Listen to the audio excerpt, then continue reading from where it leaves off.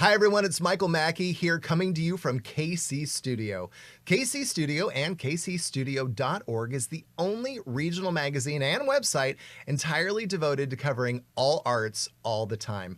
I'm excited to work with KC Studio on this special podcast that will provide valuable insights into how public transit and the World Cup are shaping cultural expression and events in the heart of our city. So thanks for joining us on this month's stop of KC Studios' Artful Connections Along the Streetcar podcast, presented by Arvest Bank and sponsored by Tivol. We'll be featuring some of Kansas City's finest cultural arts and civic organizations each month that are along the recently extended Kansas City streetcar route that now goes from the riverfront to the Country Club Plaza and UMKC. Streetcar riders are now able to hop on the streetcar at any of the stops and ride to and from their favorite exhibits and events throughout the year. So please take a ride with us.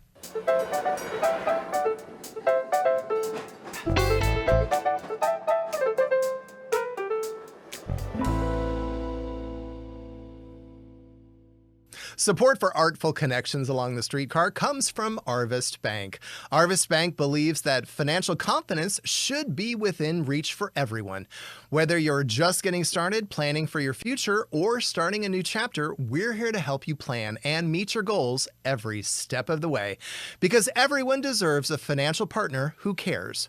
Arvest Bank, we believe. For more information, visit arvest.com or visit one of our 20 locations throughout Kansas City.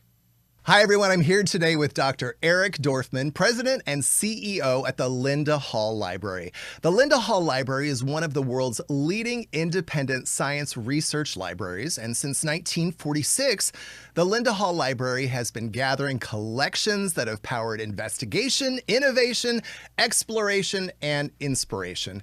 Today, it collects materials in 82 languages and is widely known for its role as an international destination for research and scholarship, and its support of teachers of STEM curricula. It's known as a patent and trademark resource center. So welcome today, my friend.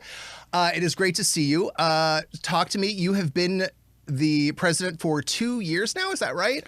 Thank you. It's great to be here. And a little over, about 2.5. I came in July 2023. Nice.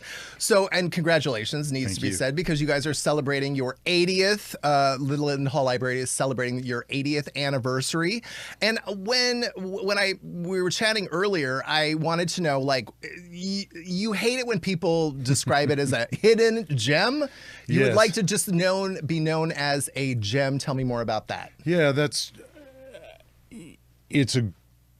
First of all, it's great to be called a gem, and I think when people are talking about us being a hidden gem, it's always in the context of it is so wonderful, more people need to know about it. And that's one of the things that we are really doing as we reach our 80th year. We're doing a lot of things that are pivoting us to be more outward facing, more connected to the community, and also for a very long time, we've been most relevant to scholars, people who are studying the history of science, and now we're broadening our audiences to families, to all kinds of people who are actively curious about science and trying to interpret our content for them out through exhibitions, through public programs, all kinds of things like that. So it's going to be very different, and I'm very excited about the changes that are going to be happening in 2026 to celebrate our 80th year. I think people will really resonate with them. We will talk about that in a minute. But again, congratulations. Certainly a milestone, 80 years. Your background is in tourism and museums, and that's what you did kind of before you came to the Linda Hall Library. But what I want to know is, how have you been able to utilize sort of your background to transform the library since you arrived? Yeah, thank you. And yes, I have had a very long history in natural history museums, internationally as well as in the United States. And one of the things that the trustees were thinking about when they brought me on was this transforming us from being a sort of scholarly research center to more of a cultural institution. And so I'm bringing a lot of my background in exhibitions and sort of a public voice, public amenity to the work that we're doing at Linda Hall. So we're keeping our legacy. We're always going to be a library, of course, but we're doing things in a very different way. So the result is a little bit of a unicorn, really. We're I love that. Thank you. We're going to be very exhibition focused, which is one of the things that is important, but also connecting people. We're on a 14-acre arboretum and really connecting people to the living collection that is out in the arboretum and trying to have an interplay between what's going on inside and outside. And there'll be other things happening next year, like our very first gift shop, which will be... Look at you! Yeah, right? Very first gift shop. Yeah, I know. So it'll be... It really... It only took you 80 years, but right? We're there. You know, that's right. But the thing is that the point about this is that while we are keeping our legacy, some of the things that are very common to other kinds of cultural institutions will now be at Linda Hall as well. And so people, I think, will start to think of us differently from the way it's always been. Support for artful connections along the streetcar comes from Tivol. For more than a century, Tivol has helped Kansas City mark treasured moments and create cherished memories with fine jewelry of the highest quality. Visit us at our Country Club Plaza or Hawthorne Plaza locations or online at tivol.com. Tivol is proud to be a sponsor of this special podcast and to celebrate our city's vibrant arts community. And you were talking about exhibitions. Speaking of exhibitions, you've hosted quite a few of them, like Life Beyond Earth and multiple lectures. I'm putting you on the spot here. Do you have a favorite program or exhibit that you've had since your arrival? And more importantly, what type of programming do you, we talked a little bit about that, but what type of programming do you want to provide in 2026 and beyond? Yes. So my background, I do have a PhD in wildlife ecology. So the exhibitions that are most connected to my background, my personal passion, the first one that I was involved with when I came was called Chained to the Sky, the science of birds, past and future. But I will say that it was an absolute bucket list filling thrill to have Elizabeth Colbert on stage. I interviewed her. She's the Pulitzer Prize winning author of Sixth Extinction. And it's that kind of thing, bringing people who have achieved such a great amount in their careers to the public for these programs is really probably the biggest thrill for me in this role. Complete sidebar, but why birds? Why birds? Well, I did my PhD on birds. As one does. Right, as one does. Right. Everybody should really do a PhD on birds. But actually, my supervisor, I went to the University of Sydney in Australia for my PhD, and I connected to an advisor there, and we discussed the kind of interactions that he was very interested in with fish dynamics, because he's an ichthyologist. And he said, look, I think you should study the predators of the fish that I'm looking at. And it's been from thinking about water birds that eat fish to urban birds and birds that like egrets and spoonbills and ibises that are big, but also impacted by things that are happening on Florida's waterways, all kinds of things that it's been a real privilege to be looking at different times during my career. I feel like you could talk about birds forever. Don't tempt me. Let's stay on task, Doc. Okay. The more you know, NBC logo, shooting star. There you go. Yes, that's so it. I hear that you are team virtual events. Like you're trying to get a little bit more robust with your virtual events coming up. Can you tell us about how you're going to achieve that goal? Right. So the virtual events are sort of like for so many people, an offshoot of COVID, where we really leaned very heavily into doing things online. We've got a robust YouTube channel, and that's really most of our interviews and other performances are on our YouTube channel. So that's great. We're also doing things like a fairly new program of online exhibitions. So if you can't come in and see something, people all around the world are looking at our online exhibitions, and of course there's searchable content of all kinds. It's the wave of the future. It really is, and it's important. Well, for instance, we're doing this not just by sound, we're doing this visually as well, and that's much more the kind of thing we're leaning into. And we've got a great team that is strategizing internally about how to make this how to rethink what we're doing for a digital world. You've got an upcoming public program, and I want to make sure I get this right. 12 Trees, the Yes. Deep Roots of Our Future, and that's going to open next month, March 19th. So what I want to know is, can you speak to the importance of this program? And basically, it's a celebration of Arbor Day. Yeah, so Arbor Day, it's actually Dan Lewis, the author of 12 Trees, will be with us on April 30th. And so we only get him, unfortunately, I'd love to do a whole program around him, but we get him for one night. But he's a huge hero of mine, and I'm very excited about his new book. So he'll be coming to us, but then also on May 3rd, we have a family day in the Arboretum, also celebrating Arbor Day. And for us, having an Arboretum, Yeah, really that's kind then of leaning that's a into, nifty novelty. It is, and when I talk about us being a unicorn, part of the thing around that is there are very few libraries with gardens. That's not something that you see a lot, and is certainly unique for Kansas City. And so we're inviting people in to come and share the experience, to look at wildlife, to know who's out there doing stuff in the sort of natural space, if you like.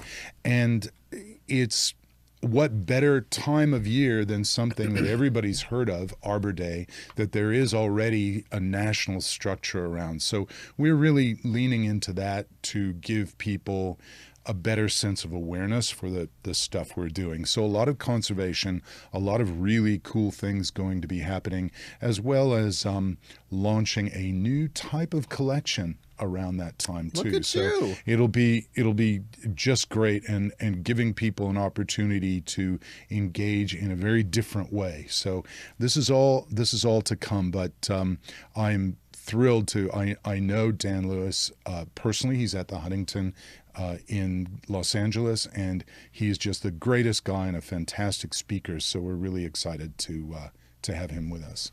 And I did not know this. We were talking beforehand. You got to love an author, because you have authored how many books? 5 so far, working on another one. Congratulations. Thank you very much. So yeah, I've published on New Zealand natural history, climate change, and museum philosophy, if you like. What's your upcoming one about?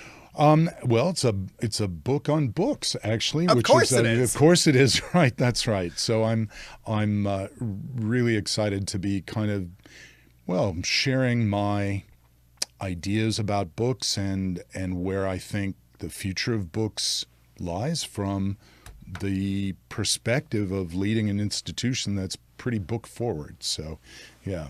It's going to be great. All right, well, congratulations. I hope it's going to be great. Good. Excellent.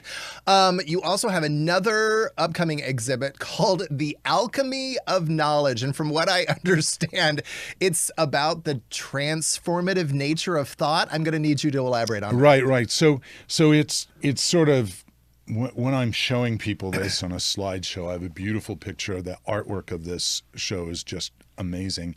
And then my next slide is Science is Disruption.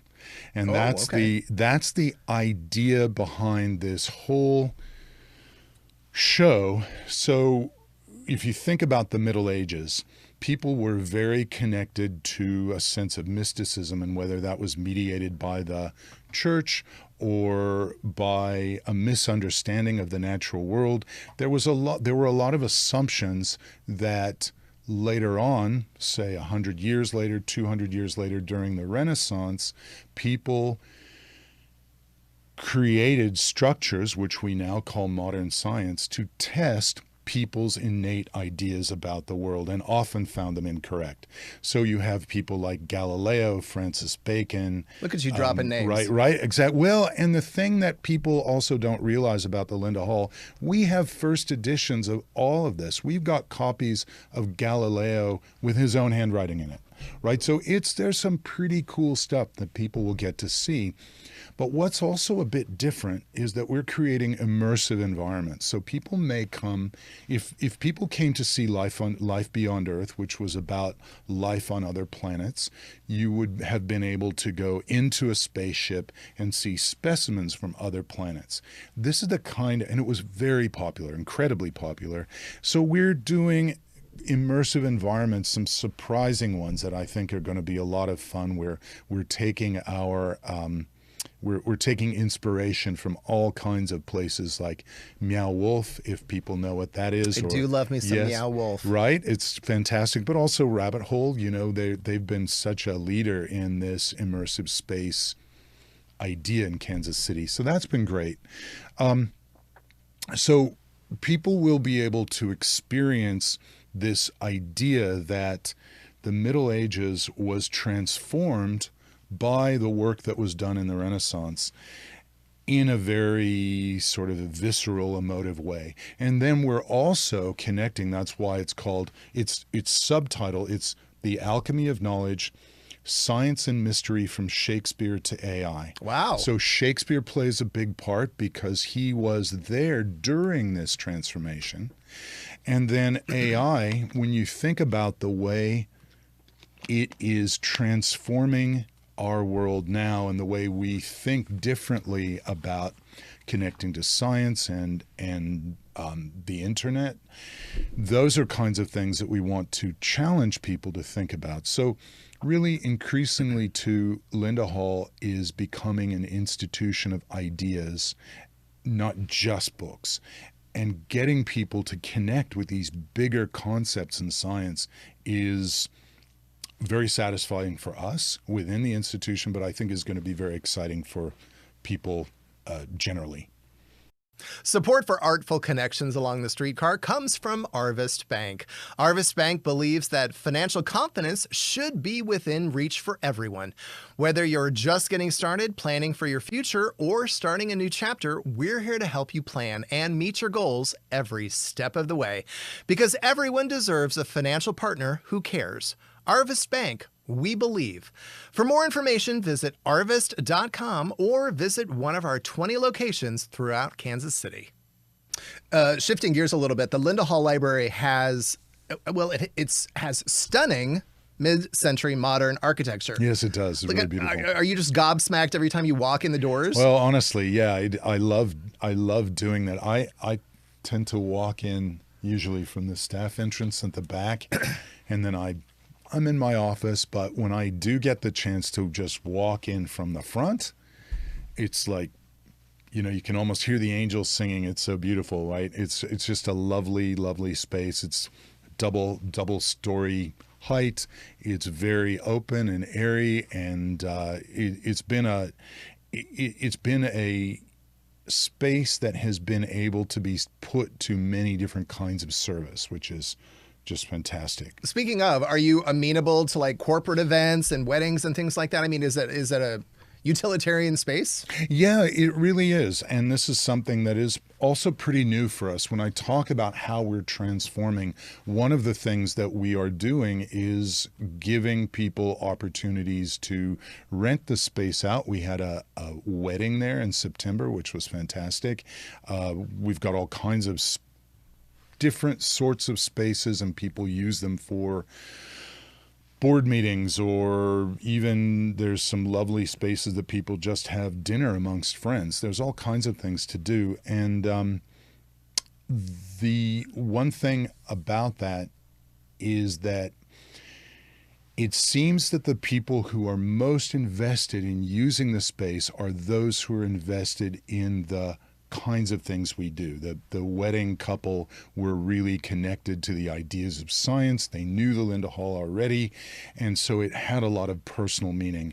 And the other thing is, too, we can also add on things like rare book viewings. Oh, nice. So, or tours through exhibitions. So there's a lot of, say, deeper experience than you might have compared to a different kind of venue. It's that may be just a standard wedding venue. And let's not even forget about the Arboretum. I mean, you could Well, throw that's true, quite the outdoor wingding. Well, we also have, as part of the Arboretum, a really stunning formal courtyard, which we've had many corporate events there, and it's just a beautiful, elegant place with gates that have 19th century gates that have been imported from Paris, wrought iron. It's really just a lovely, sophisticated area. Since the streetcar expansion sort of expanded at the end of October, how do you think that's going to impact attendance, or do you think you're going to get more residents or more visitors? I think both, to be fair. This is something that's really exciting for us, for people to be able to go from the river market to our front door without ever having to get into a car, right? This is a really, we think, transformative for the kinds of opportunities, and not only the kinds of opportunities, but the way people will think about using Linda Hall. Right now, what are we doing this weekend? Well, we're going to go to the Nelson Atkins. Well, let's go to the Linda Hall while we're at Nelson Atkins. It's right there.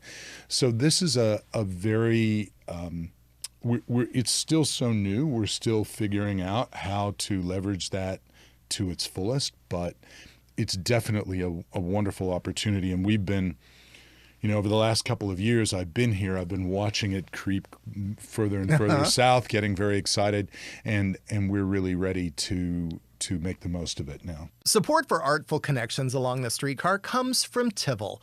For more than a century, Tivol has helped Kansas City mark treasured moments and create cherished memories with fine jewelry of the highest quality.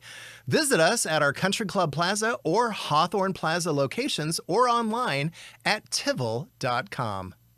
Tivol is proud to be a sponsor of this special podcast and to celebrate our city's vibrant arts community. I can't believe I'm about to say this, but World Cup is literally right around the corner. I know. No pressure. It's crazy. No pressure. What are your plans? I mean, you're going to have hundreds of thousands of visitors in town. Well, there will be, and this is one of the things that we really have to ask ourselves. So first, I will say May 6th, so leading up to that, we will have a fantastic program on soccer analytics. Our sports analytics programs have been really wildly popular. They always sell out. They're you had like an NFL. That's right. What was tell me a little bit about that. What was that? We had so it's always a panel of experts. Okay. So we had for the NFL show, we had Mike Pinnell there, who was fantastic, and a number of other really very knowledgeable people to come and give their different perspectives on what's happening in their area. So we have somebody who is involved with wiring up the helmet to understand impact. There's all kinds of people looking at the actual analytics, and you did behind the scenes, very much so, very, very much so, and so whether you're interested in the particular sport or not, the sophistication that the technology has developed around that sport is absolutely a fascinating listen. So, and we also look at baseball. Of course, the Royals are such a resonant group, team here.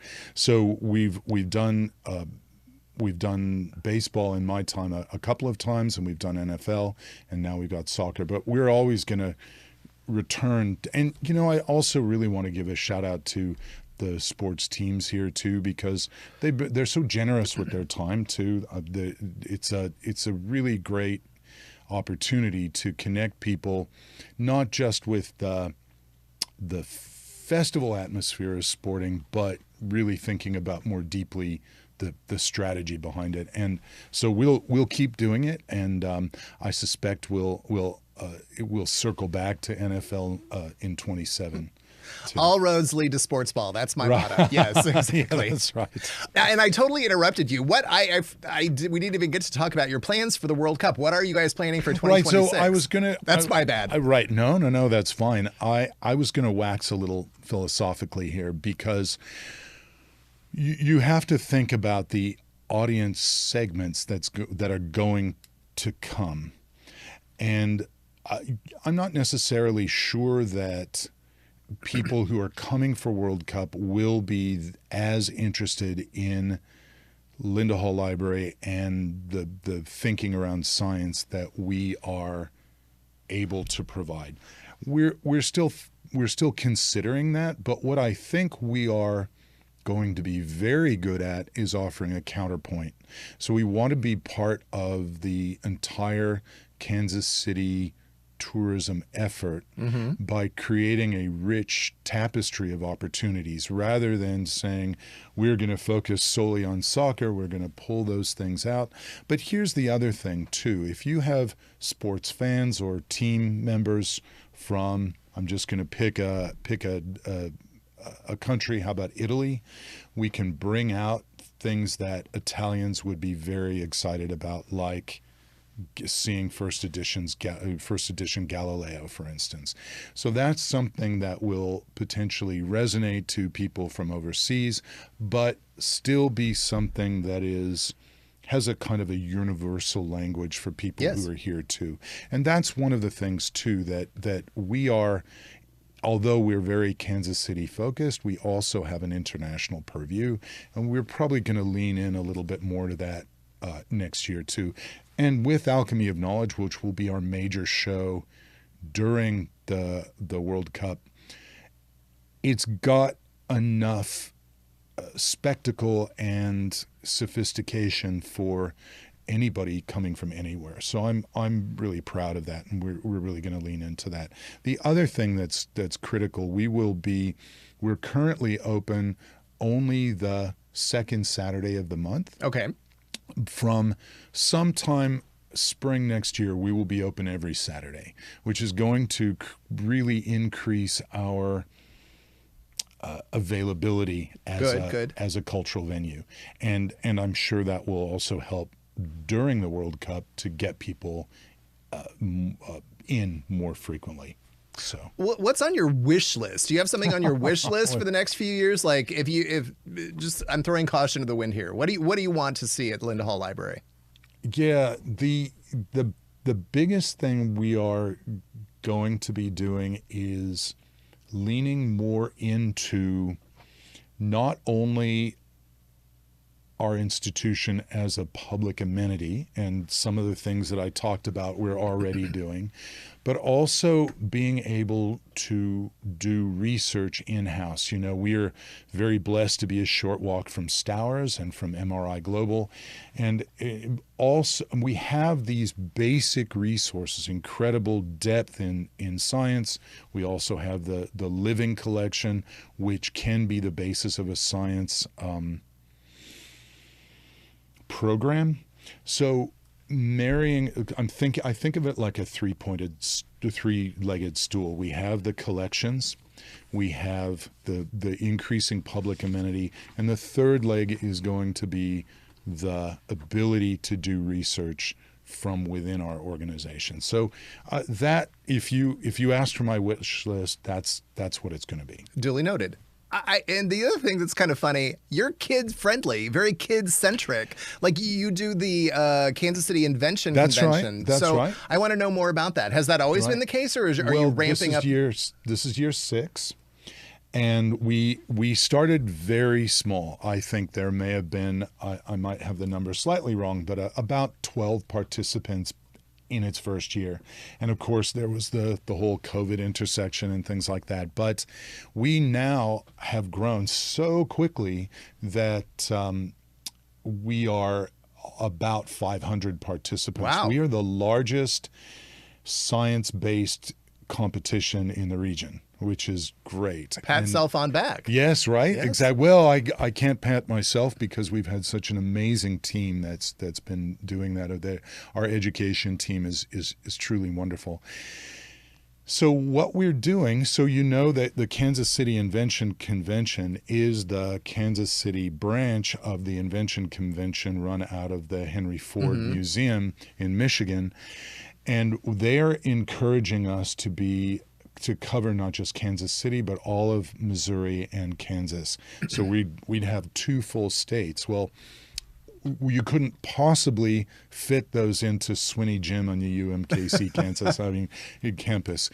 So what we're really thinking about doing here, and it's what would have to do in order to grow this much, is having a lot more in-class presence. So our educators will go out to classrooms and help them innovate, but also have heats within schools, and then we have the say Midwestern finals here, and then they would go and compete. Potentially the winners of that would compete in Michigan.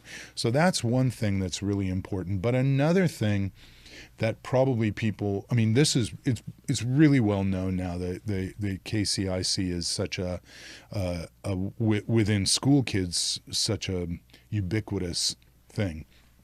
But what people may not know is that we also have a very robust program of teacher education. So helping teachers educate through innovation and get them interested in STEM through get kids interested in STEM through something that has the relevance. Right. It's the high school students as well. That's right. Not just kids. Right. Exactly. And if you're inventing something that solves a real world problem and you can go and compete in it, it makes STEM relevant in a way that maybe many other ways of learning aren't quite as much. So I think it's wonderful. Well, I just want to say this has all been very insightful. Thank you so much, Dr. Dorfman, for joining us on our monthly Artful Connections Along the Streetcar podcast. Thank you. It's been great being here. I appreciate it. Thanks. Thank you so much for joining us today on our monthly stop of the Artful Connections Along the Streetcar podcast, presented by Arvest Bank and sponsored by Tivol. You can find this podcast and our future stops wherever you find your favorite podcasts. As a reminder, this is Michael Mackie for KC Studio, Kansas City's only full-time magazine, website, and e-newsletter with professional journalists covering the cultural arts region. Go to kcstudio.org to check out all our upcoming arts events, our latest podcasts, and to sign up now to receive your free, yes, just like the streetcar, your free magazine 6 times a year in your mailbox, or to receive our weekly newsletters at kcstudio.org/subscribe. Thanks for riding with us during this month's episode.